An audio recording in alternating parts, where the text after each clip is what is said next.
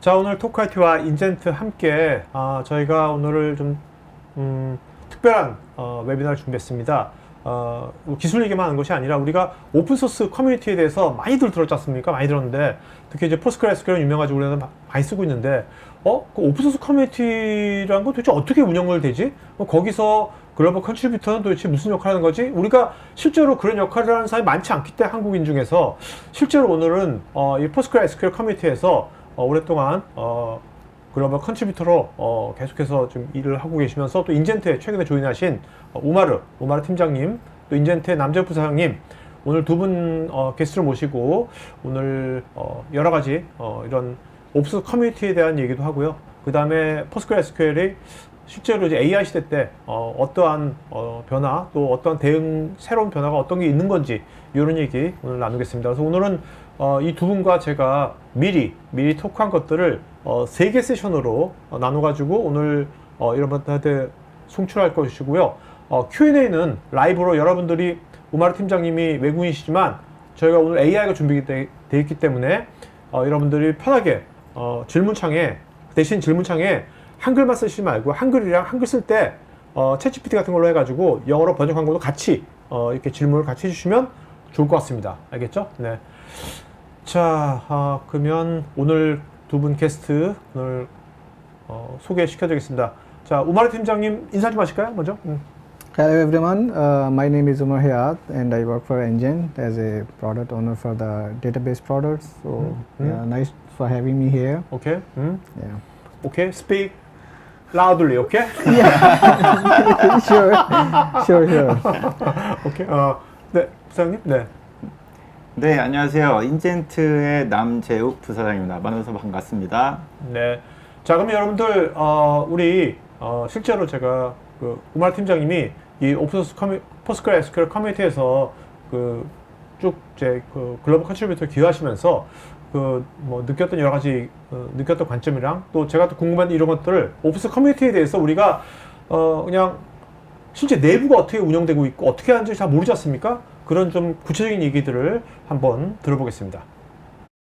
우마르 팀장님, 그 오픈소스 커뮤니티가 엄청 많은데 왜 하필 그 많은 오픈소스 커뮤니티 중에서 PostgreSQL의 커뮤니티 쪽에 조인해가지고 거기서 이제 어떻게 보면 컨트리뷰터가 된 계기가 뭐예요? If you see in PostgreSQL timeline, I'm still new. Still almost 15 years still new. You still new? Wow. So because it's like a quite old and stable project from started in 90s. So I started in like 2016 or 14. Before starting or engaging anything with PostgreSQL community, I was doing some open source project but not PostgreSQL. So I was using different open source project for the knowledge sharing, different even the map making, the Google map making, and some other translation project for transfer for the like TEDx, because you have to translate, somebody have to do it, your own language, so that everybody can benefit from these projects. So I started like those involving in those projects just naturally. I don't know why I started it, but that's how I started. I started engaging with these projects and different communities 2010 or something, 2011, 10. In PostgreSQL, I started actually in 2016 when I joined the first PostgreSQL company. There was a whole environment of having a PG company and PG developers and every kind of people and most. So I started engaging with those PostgreSQL. Being an open source contributor is a kind of self-motivated way. And being in a PostgreSQL open source community is like a push from the community, I see. Looking at everybody is engaging, why not I should be, and even the companies are encouraging it. I would say is like there are multiple open source community. I guess it's more open as compared to the other community. If you see some other community, they are either like maybe one vendor is not controlling it or maybe dictating it. There are some open source community where it's not diverse that much and they're very, maybe it's difficult, that's why or whatever the reason, it's very famous, but still it has a limited developers. Then you can feel it, right? You can smell it, right? So the open source like PostgreSQL is quite diverse, right now quite famous. If you see trajectory of PostgreSQL from last 15 years, it's continuous growth. see. It's still, getting more and more into industry, and everybody want to use it. So because of that diversity, it created that environment. Everybody start to engage in community, and that openness is like in the governance too. Like the committee who make, like the core contributor, even there are some legal issues or something, not a single company have a majority in that committee. Not a single company, one company cannot make a dictate PostgreSQL decision.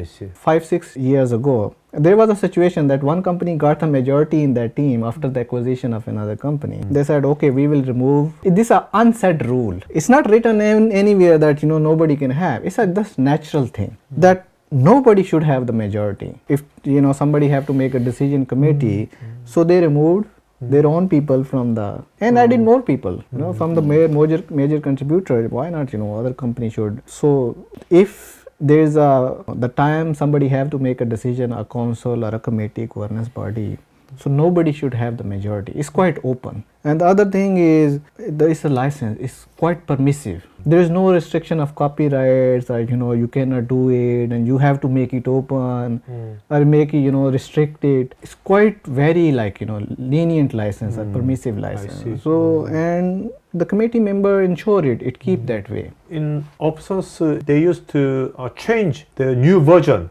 very quickly. That means you have to decide whether this direction in every time.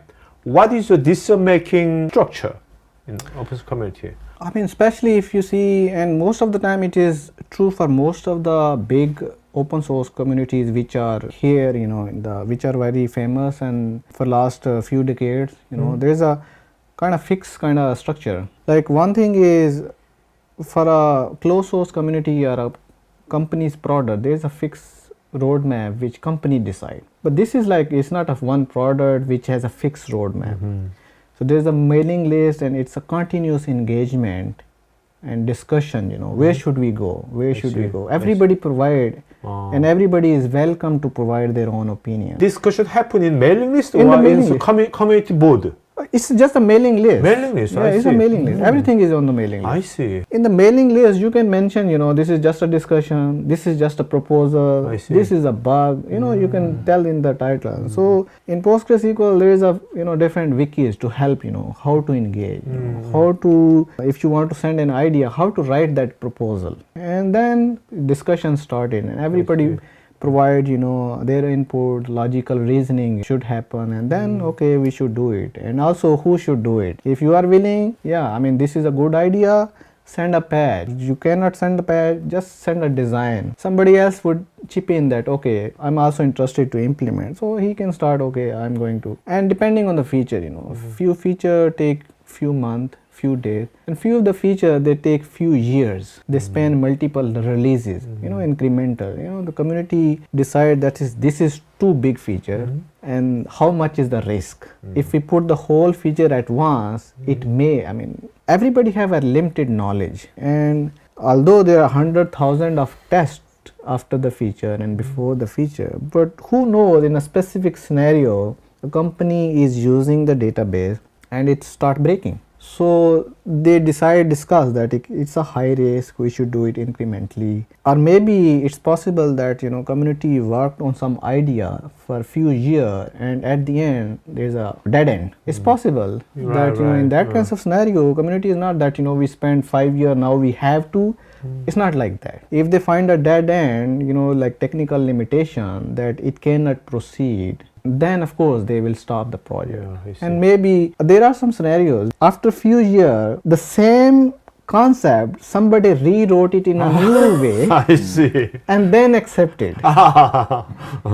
It's possible. I see, The idea is not bad, but everybody agreed and spent 5 years. But see. there was a limitation that time. timing is very important. Timing is very important. If the feature direction A and B is conflict, then who decide that? Mostly it's not like one direction, there are actually multiple directions working in parallel. If somebody say, I want to go into that direction, then he have to work more on that. He have to provide it. If he has the time, nobody would object as why you are working on. If it is aligned with the goal. 아, Okay, and nobody would stop you. Don't work. So if you are proposing something and you can find traction from other people. I see, I You see. can make a group. Okay, let's do it. Nobody is going to stop it.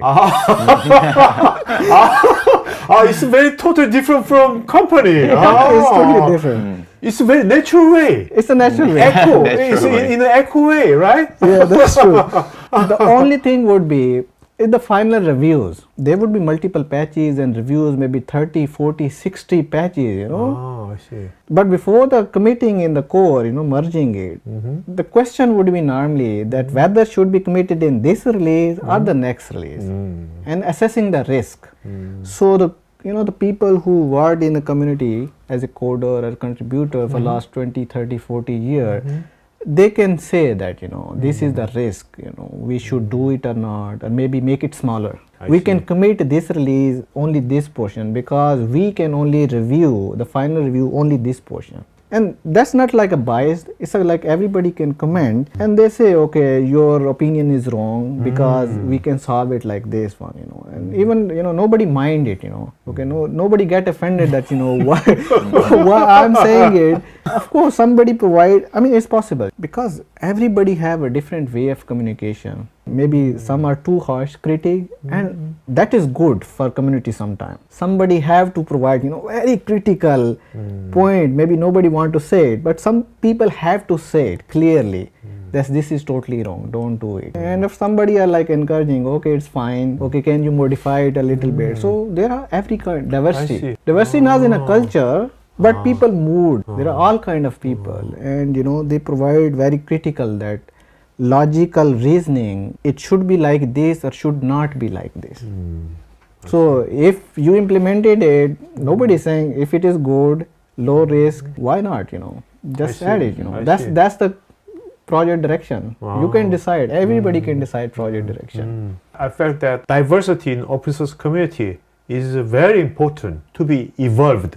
우마 팀장님, 제가 이제 글로벌 컨트리뷰터라고 들었는데 오픈소스 커뮤니티 보면 컨트리뷰터도 있고 커미터도 있고 리뷰어도 있고 도대체 역할이 어떻게 다른 건지 좀 쉽게 설명해 주신다면. Let me start with the very subset which is very limited set. The first one is like the committer, and they are very few, like you can name them, like 10, 15 who have the right access to the repository. There is a code repository, somebody should have the permission to put the code inside the repository. So he's the final approver. So he's the boss? Not the boss.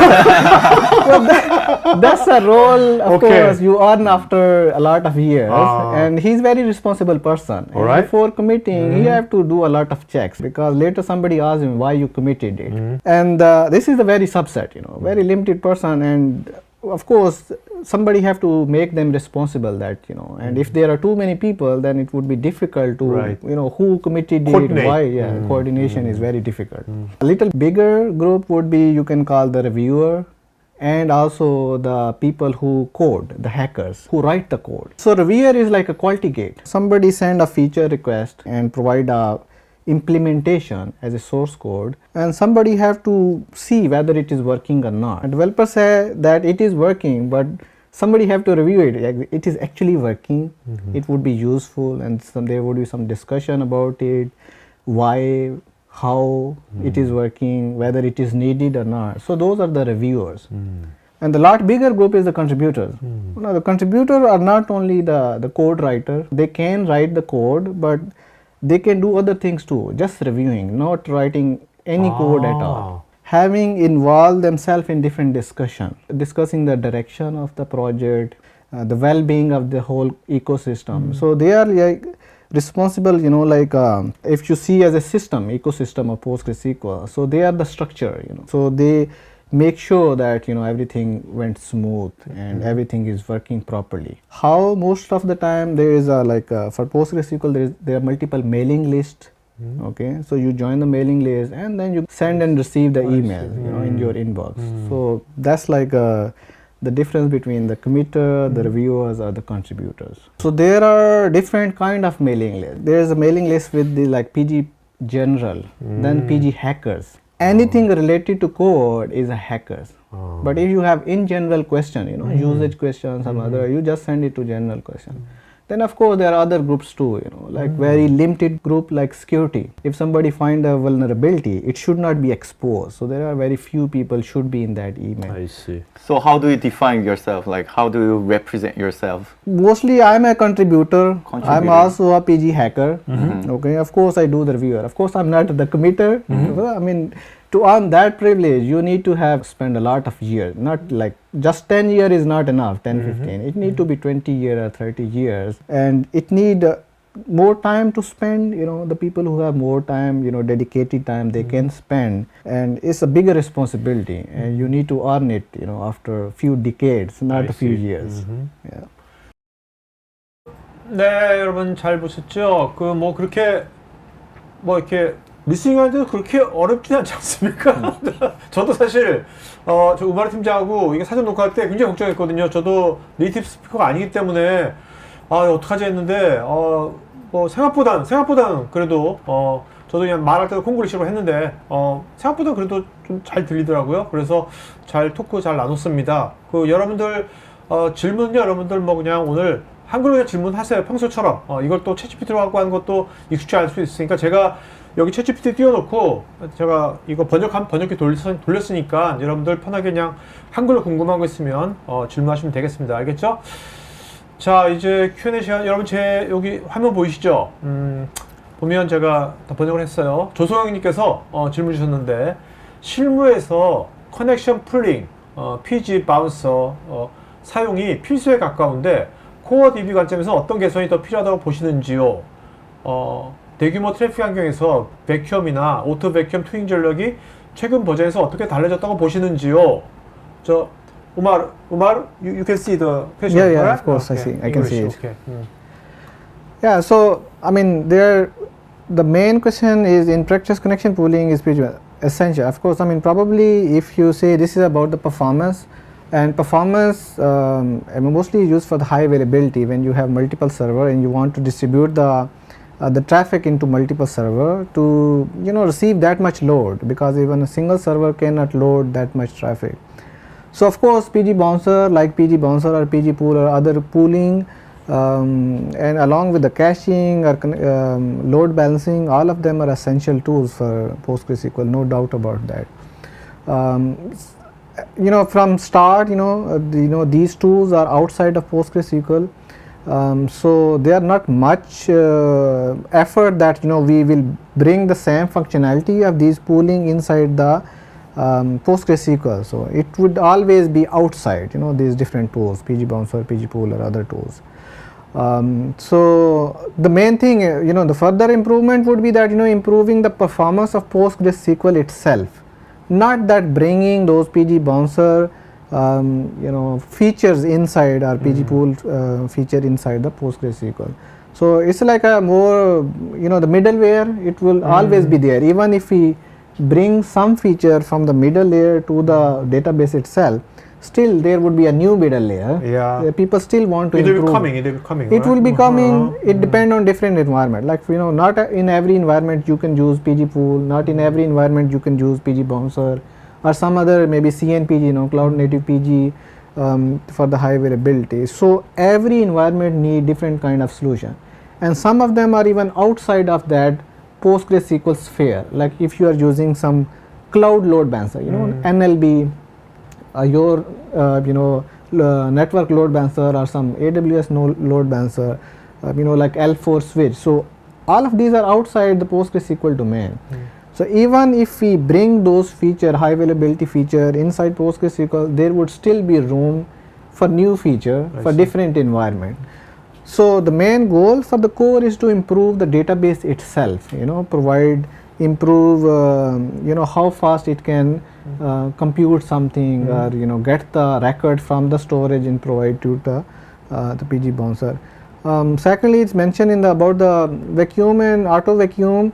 I mean, personally I think auto vacuum is getting better and better for incremental concurrencies, more features are being added in the recent release. Even other than this, even community is also developing different extension, like there is a PG squeeze as well that you can use to kind of similar to vacuuming, removing the dead tuple and improving the storage for the next queries. When you run the next query, it will be faster. So of course that kind of thing, those feature which are right now in the extensions can be moved into PostgreSQL core engine itself. I see. And of course the main thing is who would do it. Either those people who are working on those extensions should contribute it, and of course Postgres community is quite in reserve in that way, that the feature should be suitable for most of the people, not a specific use case. So if somebody can design similar thing and it can be imported in the core engine, then everybody they would be welcome. So yeah, of course different people work, they provide different kind of patches, their own work, there are different proposal, all the time discuss about this. So yeah, it can be improved. So there are so many ways we can improve performance and high availability. 오케이. 자, 또 두 번째 질문요. 조성희님께서 장애 발생 시 PostgreSQL 내부적으로 가장 먼저 확인해야 하는 지표나 로그 우선순위는 무엇일까요? Now, if you relate with the previous question, if some incidents occurred, right now maybe I'm not understanding the Korean well.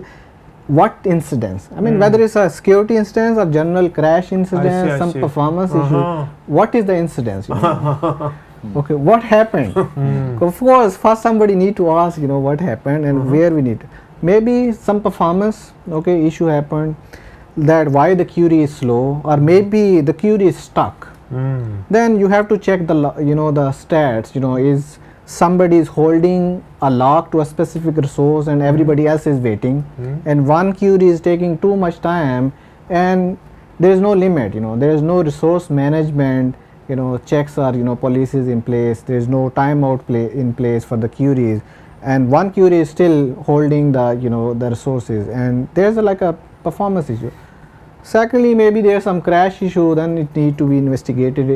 There are different kind of issues, need different kind of diagnostic. Okay. Someone you just need to. There are different administrative views. You can run a query, check the logs, check the I/O.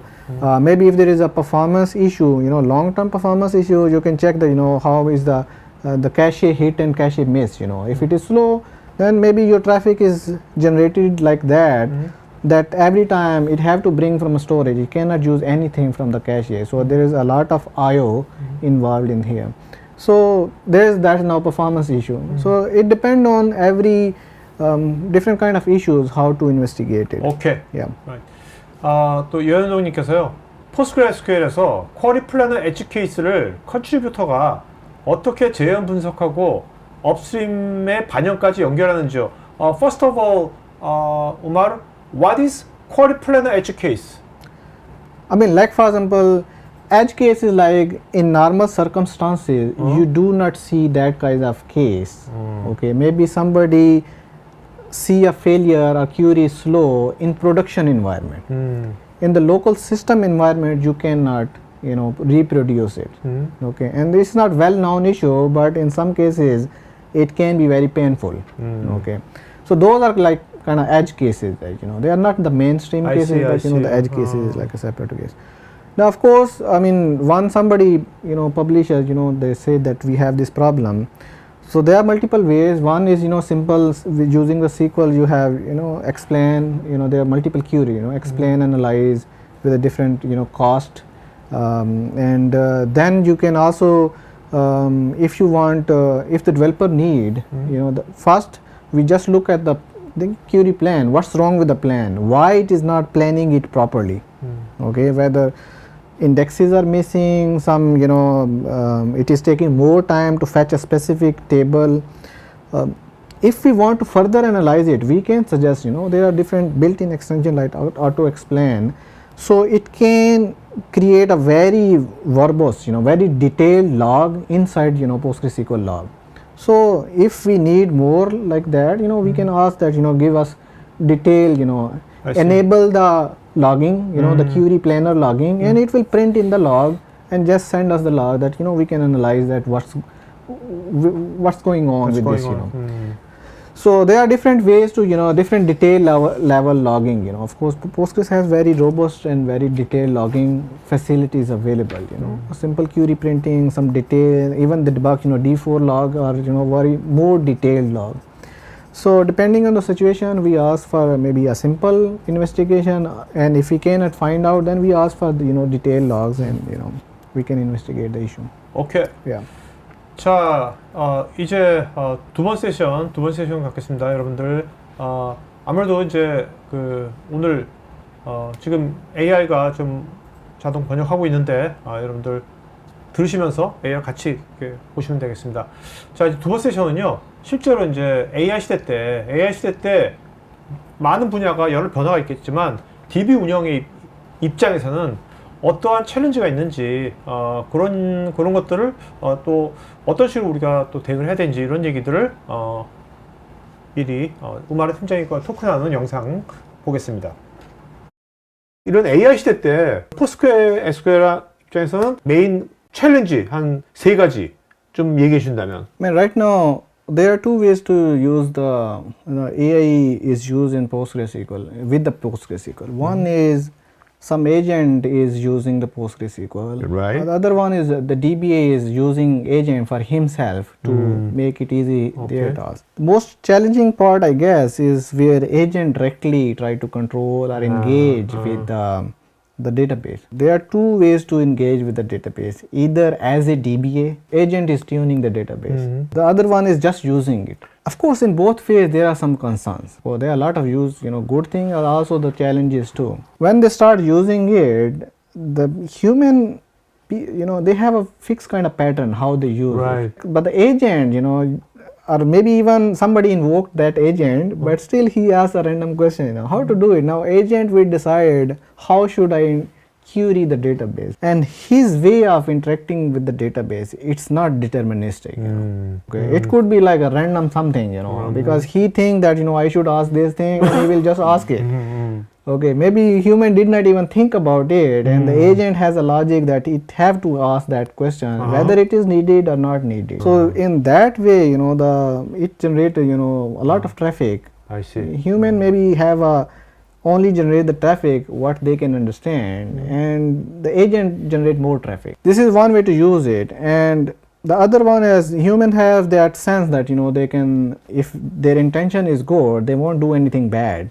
But agent, if you did not put that kind of intelligence in the agent, it might be accessing some data which it should not access. Okay, maybe humans see the data and say, I should not see this data, I should stop it.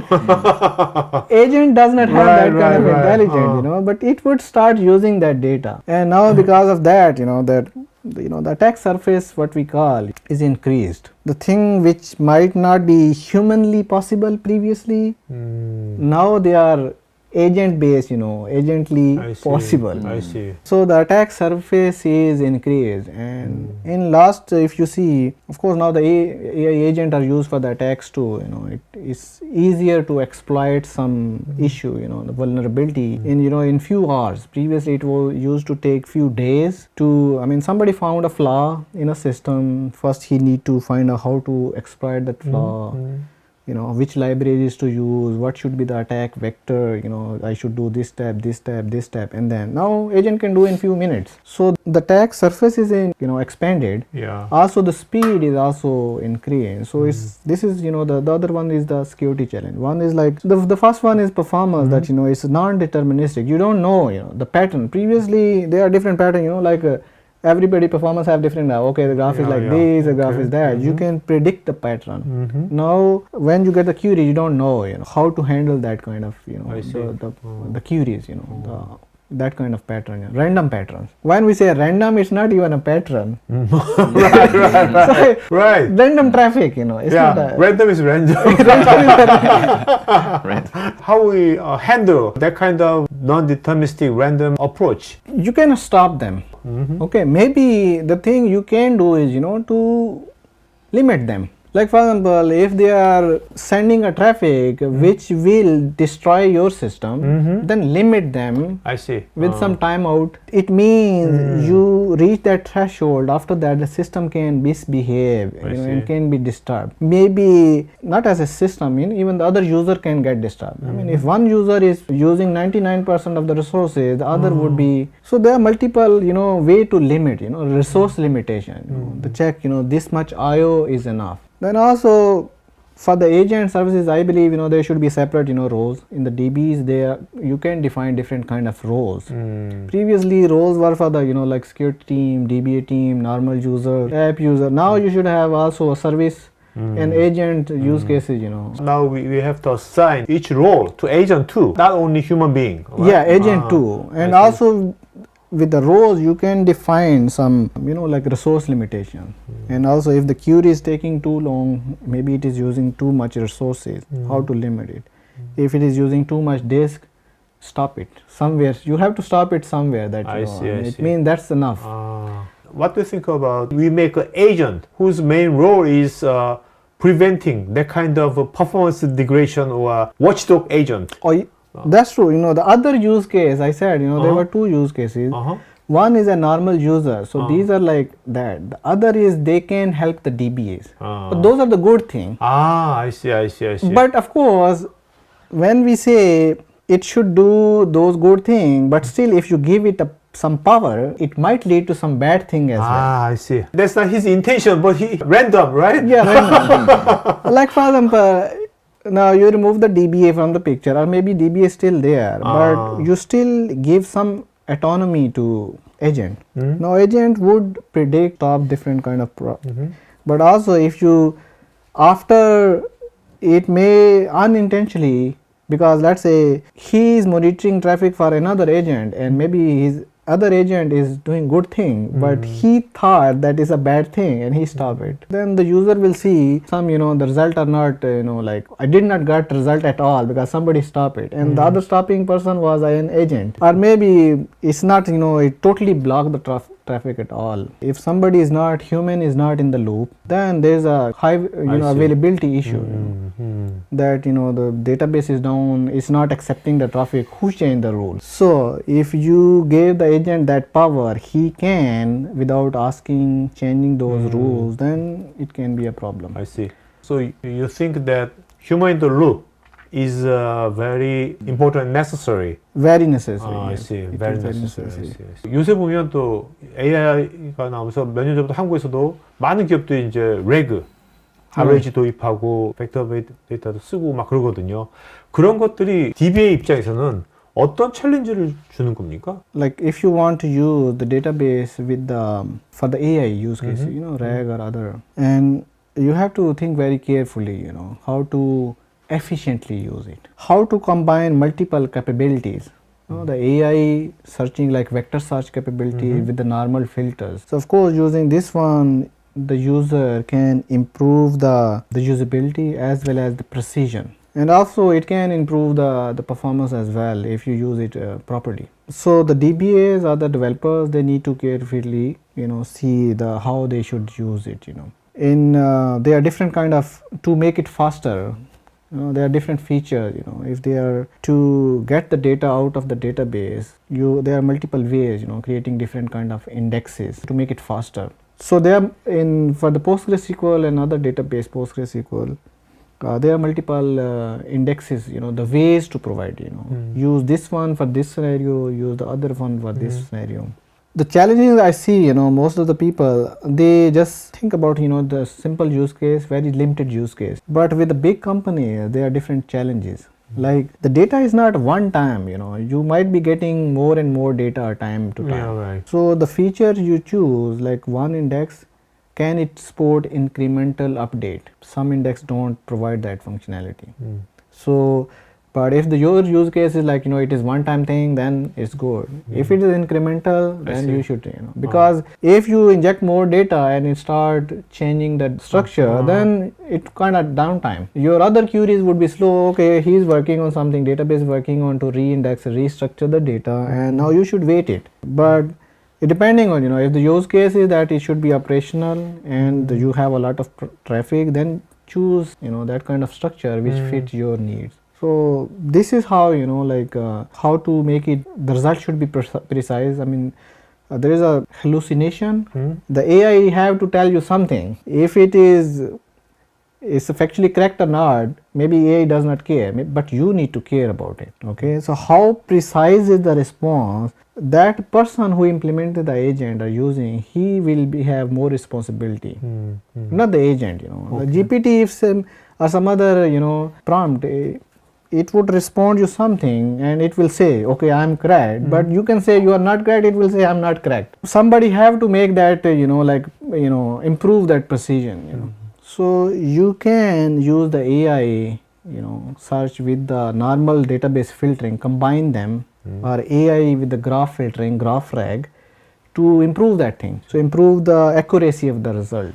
And of course, there are some areas where you need kind of 100% accuracy. Like if you are using the AI in the medical, there is very limited room for error. That's why even right now in the different the people say use it with a grain of salt, that don't get medical advices from GPT. Okay, cross check it, check with the doctor.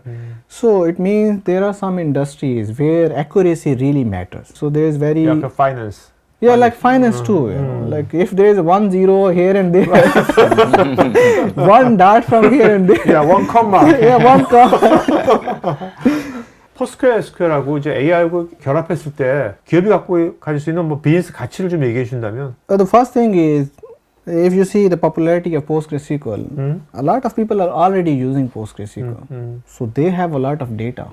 The one thing is they shift the data to some other database and get the AI result. Or the other thing is more easier is to bring that AI into PostgreSQL. If you are a company and you are developing some product or adding some value to the customer, it would be faster. You already have the data, you already have the whole infrastructure for it. You just need to implement those AI features, and PostgreSQL do provide those features.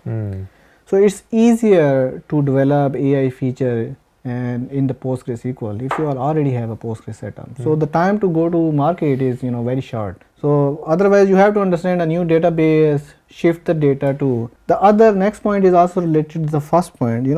Right now you see the data sovereignty. You don't want to send your data. Previously the same concept was somehow related to cloud too. The people used to have the concerns that my data should not leave this territory. Yeah. Okay, that was the main concern for the cloud. Cloud is good, but that was the main concern. Now the same is for the AI. Now let's say for the AI you have to send either data or some other form, embedding form. In any form if you have to shift your data to some other place, you don't want to do it. Okay. So that data sovereignty is very important. PostgreSQL is very extensible. That's one of the big thing about PostgreSQL popularity, that you see different company from last 30-40 years make different forks for different kind of use cases because it allows it. PostgreSQL by design is very extensible. You see there are graph data fork for it, there is the document fork of it, there would be, you will see AI fork of it, there is a native AI feature inside it. So because of its extensibility, it's a transformer DNA. So you can transform it, so you just add a few extra extensions, few extra features. They would work seamlessly with the existing feature, and now you can use all the feature along with that extra features too. Yeah, so you can efficiently store the data, retrieve the data or vector embeddings in the PostgreSQL using extension, and also integrate with other features too. I see. Is there anything to talk about the Postgre related to the AI companies such as like ChatGPT, OpenAI and stuff? Because their backend DBMS using the PostgreSQL, right? Yes. I mean, few weeks ago there was an article published by ChatGPT, the core company, how they are using PostgreSQL. I see. Now, how would you use 30-40 database and how they interconnect? how user are getting this performance, and the backbone is the database is like PostgreSQL, and how efficiently this PostgreSQL is working in that big setup. They publish the whole structure? The structure, that whole architecture? Something yeah, like this that? is how we are using I see. PostgreSQL I see. with not only one multiple database. I see. There is a group of database in a multiple hierarchy. That how they are efficiently working for us. I see. Most of the time, these big AI company they publish that like that kind of architecture that how efficiently you can do it. I mean, if we can do it, you can do it as well. It's like a proven architecture for the AI companies and the big company which have enormous data that you can use PostgreSQL. I see. In this fashion. There are multiple perspective. So every company, and recently, there are a couple of, especially the ChatGPT, they mention on their own proper blog with a structure that we are using this PostgreSQL with these many nodes, and it is working perfectly for us. Next time we'll have another webinar how the OpenAI use the PostgreSQL. Sure. That will be a very the attractive webinar theme. Of course. Please study that, right? And let me know, okay? 네, 자 이제 세션 2 질문하겠습니다. 김인섭님께서요. 일반적인 벤더는 문제가 발생하면 우회책을 주로 제시하는데 컨트리뷰터가 있는 조직이 업스트림 패치를 반영하는 과정에서 일반 고객사가 얻을 수 있는 구체적인 기술적 이점은 무엇일까요? 이건 남부장님께서 답변해 주실 것 같은데. 예. 일반적인 이제 상용 제품 같은 경우는 한 회사에서 소프트웨어를 제조를 하기 때문에 그 회사 안에서는 이제 영업이라든지 기술이라든지 R&D 조직이 있겠죠. 그래서 그 상용 제품을 개발을 했던 R&D에서 보통 이제 해결책이나 이런 뭐 업데이트나 패치를 제공하기 마련인데요. 특히 포스그레 기반의 어떤 사업을 하고 있는 상황에서는 저희가 커뮤니티에서 커밋을 하고 기여를 하는 사람들에 의해서 제품이 만들어지다 보니까 이렇게 개별 고객사의 어떤 장애라든지 이거에 대한 즉각적인 패치를 실제로는 받을 수 없는 다음 버전에 정말 크리티컬한 어떤 문제였다면 다음 패치에 거의 약 1년 정도 가량의 어떤 시간을 1년이나 걸려? 네, 매년 이제 새로운 버전이 나오고 있는데요. 그런 과정을 꼭 거쳐야 되는데 컨트리뷰터를 보유하고 있다라고 하면은 특히나 이제 해커의 어떤 그 컨트리뷰터를 보유하고 있다면 평상시에 이제 위클리 미팅이라든지 소위 말해서 이제 디스코드라는 그룹 챗을 통해서 매주 이제 위클리 미팅을 진행하고 있다고 합니다. 그래서 저희 회사에 계신 지금 우마르 팀장 같은 경우에도 PG풀 멤버로서 이 커뮤니티 풀 안에 들어가 있는데요. 예전 어떤 과거의 경험으로 비춰봤을 때 어떤 문제가 발생을 하면 즉시 컨트리뷰터한테 이제 리치아웃하고 그 다음에 바로 그 즉시 그 문제 해결을 해주는 경우도 있었고요. 굳이 다음 버전까지 기다리지 않아도 바로 즉시 해결했던 그런 사례도 있는 만큼 정말 컨트리뷰터는 이 글로벌 커뮤니티의 어떤 그 커넥션이 있다라고 하는 거는 안정성과 기술 경쟁력에 있어서 아주 큰 의미라고 저는 생각을 하고 있습니다. 네, 알겠습니다. 자, 그 다음에 김홍식님께서요. 요거는 우마르 팀장님이 답변해 주시면 좋을 것 같은데 컨트리뷰터가 아닌 일반 DBA가 PostgreSQL 커뮤니티에 이제부터 기여를 뭔가 시작하려고 하면 어떤 단계부터 추천하시는지요? Like for the DBAs, at least they are different.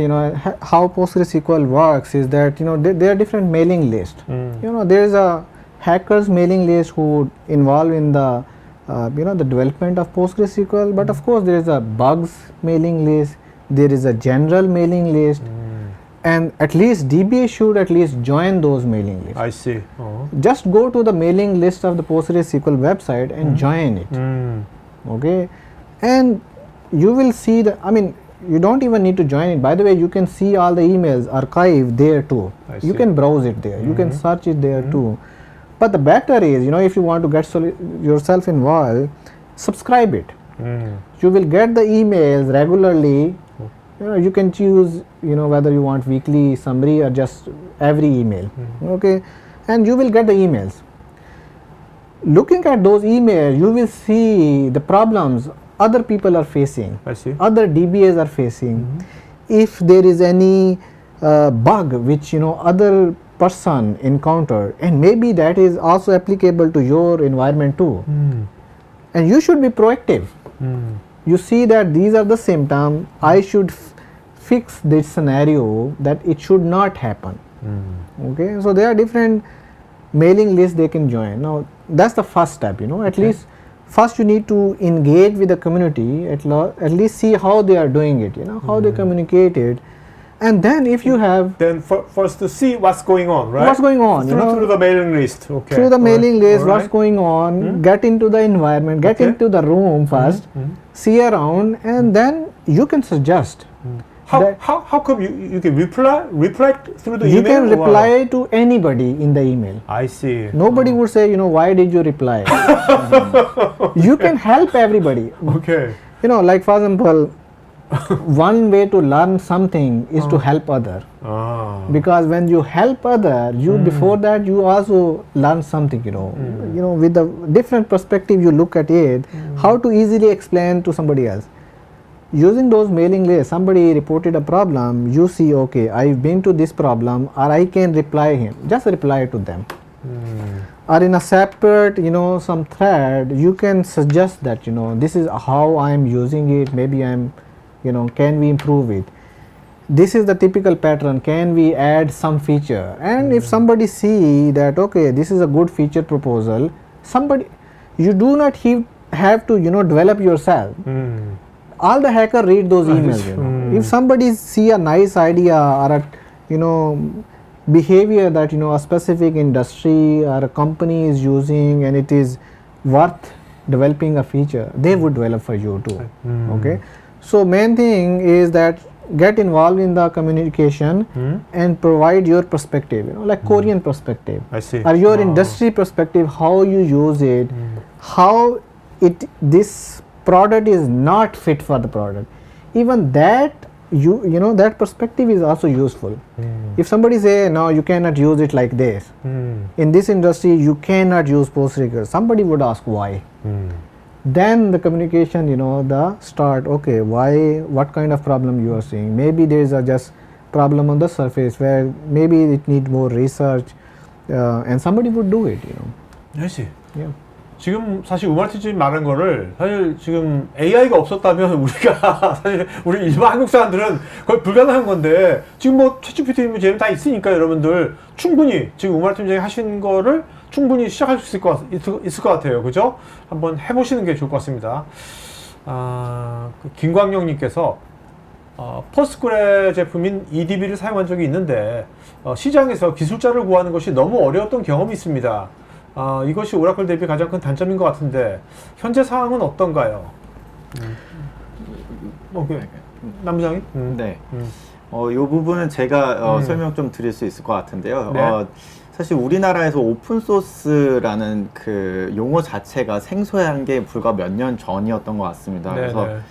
저희가 사업을 진행을 하게 되면 오픈소스란 이러면서 이제 화두를 던지면서 이제 사업을 할 정도로 오픈소스가 되게 이제 무르익지 않은 상황이었는데요.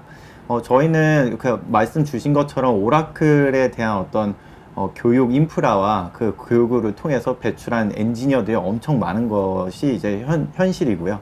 오픈소스를 이제 아무래도 그 진행을 하다 보니까 저희가 이제 글로벌한 그 기반을 저변을 닫고 있다고 저희는 생각을 하고 있습니다. 그래서 한 예로 PG데이 서울이라고 해서 이제 포스트그레 관련된 어떤 행사를 매년 개최를 하고 있는데요.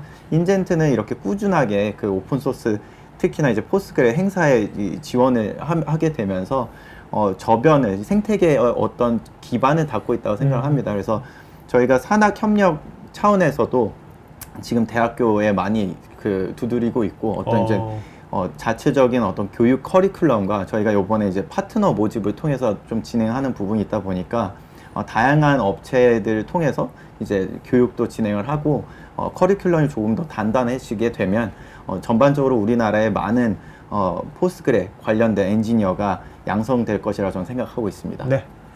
자, 그 다음에 요거는 이제 우마르 팀장님께서 하시면 될 것 같은데요. API 호출 패턴이 랜덤하게 발생하면서 동일 테이블에 다양한 조건의 쿼리가 동시에 들어올 때 인덱스 설계를 범용적으로 가져갈지 아니면 일부 쿼리를 포기하고 선택적으로 최적화해야 할지 판단 기준이 궁금합니다. You know, that depends on your overall table, you know, the query where you are querying a table, whether it's just a read-only table, whether it is update-heavy table. Okay, let's say if I looking at the whole picture, I just say just create more indexes. You know, I can say, you know, okay, just create as many indexes as one, because everybody is trying to read one table, and if we add one index or maybe more index or index on every column, it would be faster. But that's not the case. If you add too many indexes, that can also be a problem. Why? If you insert more data, the system need to update those indexes as well. So it will slow down the, you know, the query performance, or maybe so depending on the, you know, scenario, whether it is getting the data from one table, whether you can create more index or not. Secondly, what kind of data it is, and what kind of index you need to create. And secondly, one, can that index update itself incrementally or not? Okay, some index cannot do incrementally, some index can do incrementally in parallel, you know, and concurrently or incrementally can they update or not. So if that's the scenario, then you should create an index on the column, okay, or a table or some expression. But if that is not the case, you have the update heavy traffic on the same table, the index can be a bottleneck. Okay, so then tune your queries too. Okay, or either, you know, other you know, this is one way to, you know, to see how to, you know, of course you can use different you know, like that's a normal traffic, but you can run, previously I answered the question, run the explain analyze, you know, analyze the query plan, you know, what kind of indexes it is using and why, if the query is slow or not. Okay, and whether creating a new index would improve it or not. Maybe for one explain analyze, it will show that it will improve, but you should also consider the traffic. So if index have to update it, then it will make, although that plan looks good, it shows that it will improve, but when you will get more updates, index will start improving, you know, updating, and it will slow down your query. So it depends on the situation and, you know, the how the update heavy system or not. 오케이. Yeah. 오케이. 자, 이제 세션 2 마쳤고요. 이제 세션 3는요, 실제로 이 글로벌 우마루 팀장님 같은 글로벌 컨트리뷰터가 인젠트 조인함으로 인해 가지고 어떤 시장이나 또 인젠트 요 회사 내에도 어떤 변화가 있는지 이런 얘기들을 오늘 한번 들어보겠습니다. 한국에서 이렇게 4년 동안 굉장히 많은 기업들을 만나셨을 텐데 한국 시장만의 뭐 특이하네 하는 거가 있다면 어떤 거예요? Most of the companies, like, you know, for especially technology, it's like a bottom-up approach. You know, the developers already know, they find different alternate, they suggest it, and then company, you know. But in Korea, as I see, most like, you know, the top down. It's like a top down. It's a top down. Even the developer struggle, he already found a better alternate, but until somebody decide at the top, not only decide, you know, first you need to understand that, you know, but that's a long path. Why top made that decision? Yeah, before making decision, of course, they have to understand, but it's a long journey. You know, sometimes top doesn't know. It doesn't. That's why it takes more time.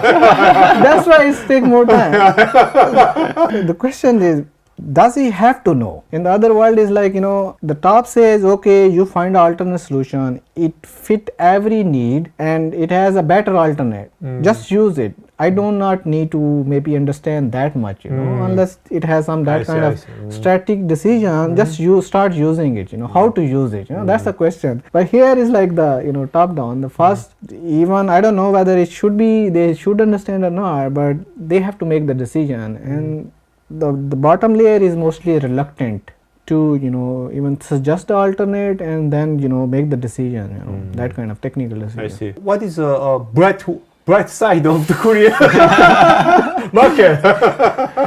In other countries, you might be struggling with because the technological advancement is happening in all the fields. So it's more easier to integrate in different fields. I see. Maybe in other country you are a bit advanced, but the other field is a bit slow. I see. How would you help them? Right. They have to catch up. That I see in Korea, that everything is in a pace, although I see. everything is slow, but still they are parallel. I see. Parallel I performance. see. So that's a good thing, Literally I see people engaging IT with the medical with industry with other one, so there is a whole, everybody have to increase their IT engagement, and even government is also very sportive. Some new technology happen, they encourage and start new project, and so there are very few countries who do that kind of. Right now you will see that AI is not the first step is just the Gen AI, like physical AI or agentic AI, you start to engage with other industries. Until now it is just the software, but the next step is you have to engage. Domain. Yeah, the other you have to integrate with other domain. How would you do it if the other domain is not at that level? So the Korea has that kind of potential, almost every domain has the potential to be the first one, like for the agentic AI or physical AI. I see. So that's a very good thing, I guess. You better say to our president. 아무래도 한국 기업들하고 이제 오픈소스 프로젝트 많이 하셨을 텐데 한국 기업들이 이런 오픈소스를 도입할 때 어떤 어려움들이 있는 것 같아요? As I mentioned earlier as well, that maybe the reason for the top down or bottom up this difference is that in other country the individual developer or the in-house developer, they engage and they propose or take the step or take the responsibility. But most of the time, because of maybe compliance reason, that most of the big companies, they rely on the SI companies, because they have to make the SI companies responsible for these things. They don't want to make themselves responsible. Okay, so most of the Korean companies, they do business through the SI. Even if you convince that company that this solution is good, but before that you have to convince the SI company that they have to sell them. So there is not a direct selling between the vendor and the customer. So most of the time for the deals, it's like the SI company. So always a middleman who is in charge of responsibility. Yes. So that's the one thing. Another thing is because now that is responsible, because why maybe one reason they are not directly engaging with the open source is then somebody have to understand all the licensing, different kind of licensing themselves, whether it is a lenient license or not, whether if we use it, whether there would be some repercussions, is it some bad thing or not, can we change the name? There are so many now open source license, and not all of them are permissive. Can we use it? If we use it, should we use a license, attach it here? Should we mention in our website we are using it or not? If we sometime like GPL license, they have the requirement, if you change them, then you have to make it open source, your own software. I mean, company don't want to do it. So there is a kind of confusion understanding the licensing requirement. But in the other countries, the Western companies I used to work with, they have different company, they have their own very strong like technical teams inside the company, expertise inside, and they very they don't rely on the SI company. I see. They have their own the skill set, and like even PostgreSQL, there are two kind of contributors. One are like database companies.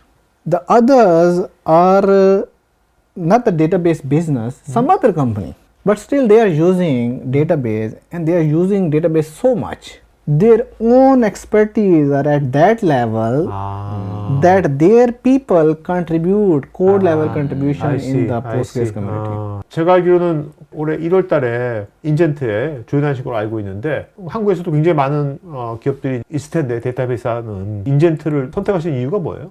The one thing is for me to make these kind of decision is like first it should be a database company where you have more the customer perspective, how they use it, what kind of issue they face. So there is not one kind of problem you have to solve. You have the challenges. At the same time, you have to solve multiple kind of problem, and they should coexist. So if you solve one problem, it should not disturb the use case.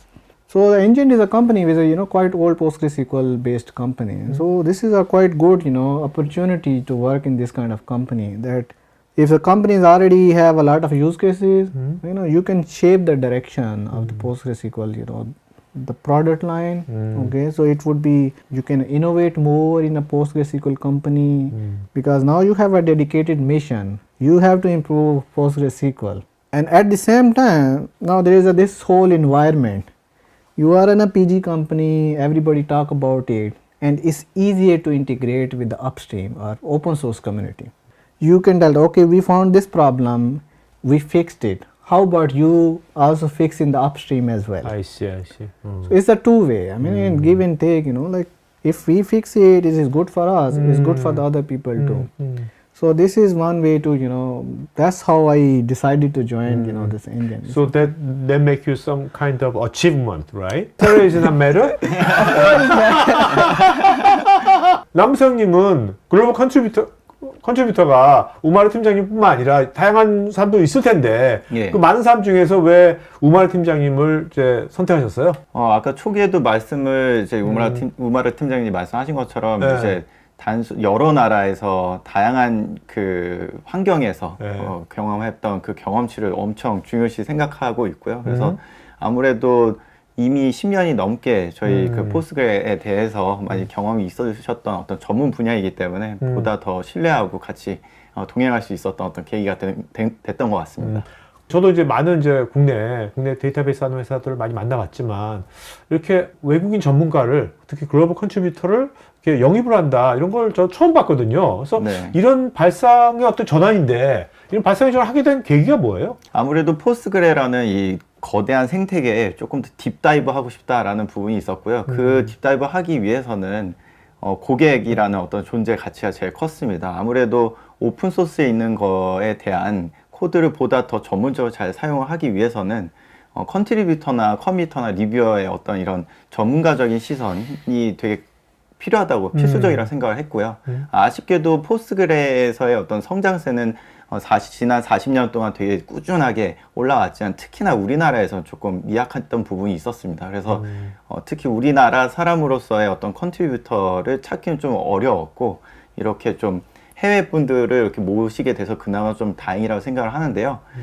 저희가 고객에게 더 맞춤 서비스나 맞춤 제품을 제공하기 위해서는 정말 코어 단의 DBMS를 바라볼 수 알고 그거의 환경에 맞게 튜닝하고 이제 모디파이 해주는 그런 스킬이 필수적이라고 생각했습니다. 그래서 그런 전적으로 회사의 전략적인 방향과 이제 부합해서 저희가 이렇게 좀 연이 됐던 것 같습니다.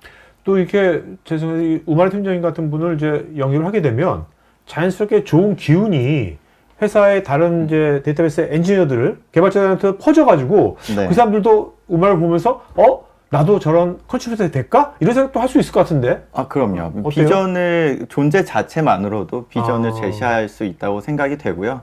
공기가 달라졌다고 하는 게 정확하게 맞을 것 같아요. 그래서 인젠트를 이제 포스트그레 사업을 하고 있는데 두 가지 변화가 크게 감지가 되었습니다. 그래서 첫 번째는 사업적인 측면과 두 번째는 이제 그 사내 문화적인 측면이겠죠. 그래서 첫 번째는 사업적으로는 포스그레라는 거를 DBMS를 도입하기 위해서는 어떤 라이프 사이클을 살펴보시면 도입 단계가 있고 운영 단계가 있고 운영하다가 장애가 발생하는 해프닝이 좀 있겠죠. 네네. 도입 단계에서는 아까도 말씀드린 것처럼 보다 맞춤형 서비스와 제품을 제공할 수 있는 부분입니다.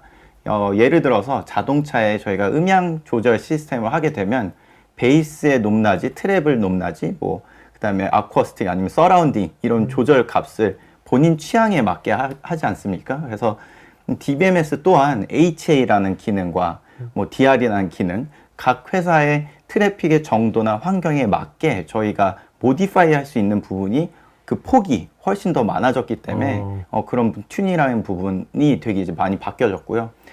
도입 단계를 넘어서서 도입 단계 또한 이제 상용 소프트웨어의 어떤 마이그레이션 과정에서 어떤 이런 그 언어 호환적인 부분 그런 부분을 조금 더 쉽게 변화할 수 있는 부분을 저희가 할 수 있고 도입 이후에 이제 운영 단계에서의 어떤 튜닝 서비스라든지 이런 부분 또한 또 전문가의 어떤 손길이 필요하잖아요. 네네. 그래서 그런 부분이 있고 마지막으로 이제 장애가 발생이 됐을 때는 사실 오픈소스다 보니까 커뮤니티 아까 이메일로 이제 진행을 한다고 했는데 보다 콜이나 이제 보다 더 짧은 루트로 그리고 보다 더 경험이 많으시다 보니까 저희가 직접적으로 저희가 포크 버전이나 저희가 제품화했던 부분을 누구보다도 저희 제품을 개조하거나 그 장애를 원인을 찾고 해결하는 데 있어서 보다 효율적이라 생각을 합니다. 임시 처방만으로 끝나는 것이 아니라. 예, 예. 그리고 두 번째는 사내 문화인데요. 아까도 말씀드렸듯이 이제 한국에서도 비교적 좀 늦게 시작한 포스트그레 그 에코 생태계지만 다른 엔지니어나 DBA나 DBA들이 우마르 팀장님과 같이 코업을 하게 되면서 본인의 어떤 커리어 패스에 대한 비전이라든지 이런 부분이 있을 수가 있을 것 같아요. 네네. 그래서 저는 복지가 좋아졌다라고 얘기를 하고 싶은데 그 이유는 물질적인 어떤 그 베네핏, 환경에 대한 직원 복지보다 저는 옆에 있는 사람이 얼마나 훌륭하고 배울 수 있느냐가 회사가 줄 수 있는 어떤 이런 장터, 일하는 장터를 만들어줄 수 네. 있다고 생각을 합니다. 한국인 엔지니어 중에서 우마 팀장을 보고서 PostgreSQL 커뮤니티에 옛날보다 좀 더 적극적으로 참여하고 그런가요? 예, 맞습니다. 저 안 그래도 이번 연도에 저희가 리뷰어로서 발탁이 된 분이 두 분이나 계신데요. 네. 이제 한국 분으로서 이제 두 분이 발탁이 되셔서 네. 이번 내년에 출시되는 포스트그레 19 버전에는 저희 그 리뷰어로서 인젠트가 기여하게 되는 어떤 그런 원년의 해가 될 것 같아요. 네. 네, 그래서 이번 연도 5월 달에 또한 컨퍼런스 그 디벨로퍼들만의 컨퍼런스를 저희가 인젠트가 참여를 하게 됩니다. 그래서 많은 어떤 그 첫문을 열어주셨다고 네. 볼 수 있겠습니다. 사실 우리나라 한국 사람들이 이제 언어가 사실 영어가 네이티브 사이 거의 없잖아요. 네. 없는데 AI 시대니까 점점 내년 되면 실제로 이런 외국인 전문가가 같이 회사 조인하더라도 언어적으로도 불편하지가 않게 AI가 점점 더 잘 도와줄 것 같아요. 예, 그죠? AI를 똑똑하게 잘 활용하면 좋을 것 같고요. 네. 아무래도 이런 언어에 대한 장벽도 장벽이지만 어떤 이런 문화적인 장벽도 또 스스로 헤쳐나가야 되는 게 또 네. 과제라고 생각합니다. 네. 우마팀장님, 그 마지막으로 그 이렇게 한국의 오픈소스를 사용하는 많은 이제 이런 기업 고객 분들한테 팁 하나 주시고 또 DBA한테도 팁 하나 주신다면.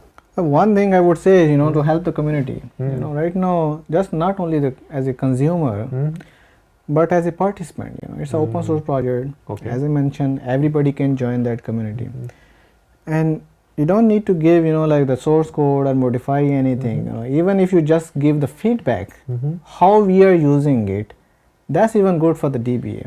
If you say some feature are missing or something is not working, you have to speak up. I see. You have to tell them your perspective that we are using your product. It's not yours, nobody own it, but we are using this product in this way, and this is the result we see. Can we improve it? So then community is open to listen. That's the one practical, I guess, thing. Every the DBA or every company should do. Not as a consumer, but become a participant in an open source project, and just provide the feedback at least minimum. Engage with community. I see. It's quite open community. I see. Yeah. 네, 자 보시죠. 자, 여러분 오늘 지금 설문하고 있으니까 설문에 뭐 자료 요청이나 피드백 편하게 해주시면 되겠고요. 그 다음에 채팅창으로 오늘 이렇게 처음으로 어떻게 보면 이제 실시간으로 AI 써가지고 실시간으로 이제 AI 통역 같이 했지 않습니까? 이렇게 하고 사전 녹화해서 또 자막 넣고 했는데 이렇게 외국인 전문가와 앞으로 이런 경우가 앞으로 점점 많아질 것 같거든요. 토크아이티에서도 오늘 같은 이런 포맷이 어떠셨는지 채팅창에다가 좀 편하게 좀 이렇게 여러분 코멘트 주셔도 좋을 것 같습니다. 알겠죠? 자, 질문 하나 받겠습니다. 사실 이용규님께서 질문하신 건데 사실 요거는 제가 사전 녹화할 때 요 내용을 늘려다가 제가 너무 이렇게 양이 많아가지고 넣지 않았거든요. 근데 질문하셔가지고 오마르 팀장이 답변하시면 좋을 것 같은데 High Availability HA는 구성이 아니라 검증이라는 포인트가 인상적인데 대규모 PostgreSQL 환경에서 운영자가 흔히 놓치는 검증의 사각지대 한 가지만 꼽으신다면 무엇이며 이를 자동화할 수 있는 뭐 노하우가 있다면 어떤 것일까요? So for the high availability, the one is configuration and then validation. So most of the time I see the organization miss the first part too. which is what we call theoretical validation. Okay, either all the scenarios are not covered in relating it to the configuration parameter which are available. Let's say before even the actual validation, everybody should validate theoretically that if this incident happened, this system failed, what the other system would do. Pinpoint, like it will take 3 seconds to check, health check, then it will try 3 times. You have to multiply that time by 3. Then it will initiate this process for recovery. Recovery will take this time. Then you have to have clear RTO, okay, that validate it theoretically, all the scenarios, okay, and then validate them your own, the physically, actually, try to do them whether it is behaving the same way as or not, okay. We do, I mean, when we develop this software, our QA team and the developer do all those scenarios. We cover all the scenarios. I see. But of course, in the production, it could be different. So in those scenarios, they should also revalidate all the scenarios. And also, I guess it is mentioned one thing. I guess there's another thing is that choosing the proper, because now this is open source community, there are a lot of tools available.